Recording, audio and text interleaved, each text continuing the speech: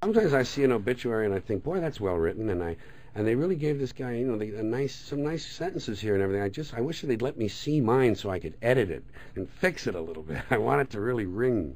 There's very little cringing when I watch and listen to old pieces of material, in part because I think I did a good job with them at the time, but secondly, I make a certain allowance for my inexperience or for the fact that I was just an early developing sort of writer of my own material.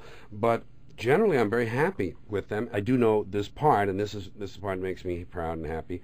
I know that if someone were to write about the American comedians of the last third of this century we're living in, that I would come up pretty high on their list. I'd have to be included, so that's satisfying. And I live in sort of a kind of a adolescent envelope anyway. I mean, a lot of my reactions to rules and regulations and to propriety and to expectations and all of these things are identical to when I was 14 and 15 years of age. The only thing I've learned is not to commit heinous crimes. That's one of the things I detest most in people, is being unkind to anyone, but especially to people who who have less power than you, who have less status than you. I mean, obviously, the time I spent doing drugs and buying a lot of drugs with my wife and doing all that stuff, if I could change the effect that might have had on my daughter,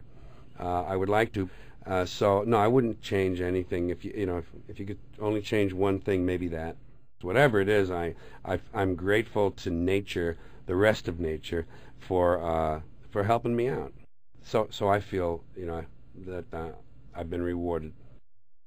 You just put up a big sign, or you say it loudly on the air. You say, "Gee, he was just here a minute ago." That's the way I want to be remembered.